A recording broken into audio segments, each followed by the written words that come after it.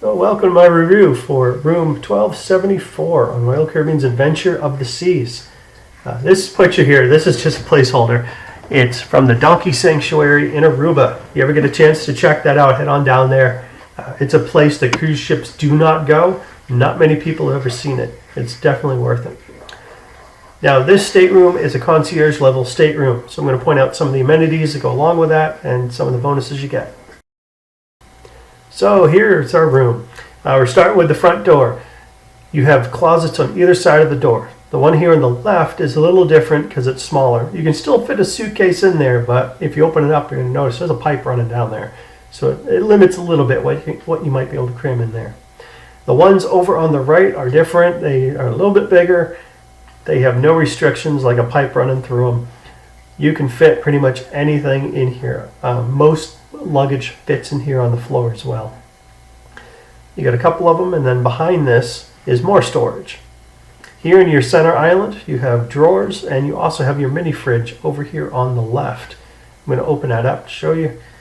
There's also storage above the mini fridge if you need it. And in the mini fridge itself, you got plenty of room. You can fit soda, water, champagne, anything you want.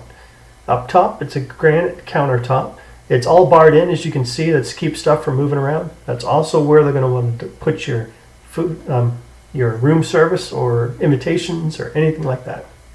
Here's your sitting area. You got a couch, 2 seats. Here's your bedroom. The bed is pretty comfortable. It's a queen size bed, and right next to it is the sitting area for getting ready. I'm pointing this out because there is a power port here. You do not get any power ports in this cabin. You get your typical safe, just runs on a pin that you select. Now going over here, I'm going to point out another one of the areas where you can plug stuff in if you need it.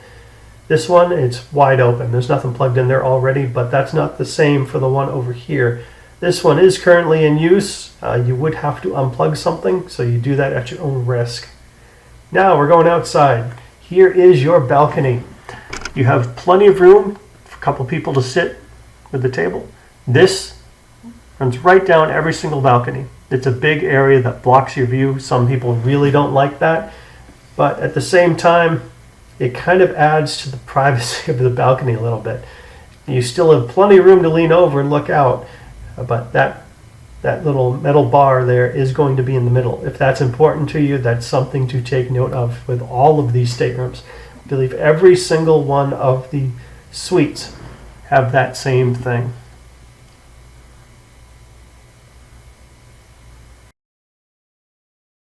Now we're going into the restroom, the bathroom. Look out for this. There's a lip there. I tripped over that so many times in the beginning. It is elevated by about 1/2 inch to 1 inch. You will catch it if you're not looking for it. The toilet, yeah, it's just the typical cruise ship toilet. Got dual vanities. You got plenty of storage room. Down below you can put stuff. There's drawers right there. There's also trash down there. And up here there's plenty of places for makeup, for deodorant, cologne, whatever you need, toothbrush, anything like that. Here's your tub. Look out for that glass pane. It is a little bit in the way if you're reaching for, well, if you're like me and you're blind and you're reaching for a towel. I am going to point out some points on this tub in a little bit, so we'll get back to that. So I actually freeze framed the tub so you can see what I'm talking about. This tub is almost 2 feet off the ground. If you have any mobility issues, if you're on the shorter side, if you're not very flexible, you might have a hard time getting in and out of this tub. As it is, always make sure you have a towel down there because you have to step down and stretch to get out of it. And if you're stepping on the granite tile, you're just going to slip. So be careful with this. Okay, probably the first or second night of the cruise, you're going to get invited by your concierge to go to a little daytime party. This is what it is. They invite all the officers from the cruise ship up. They have some really nice food. They have plenty of alcohol. As you can see, it's not overly busy. There are plenty of places to sit. It's definitely worth going to.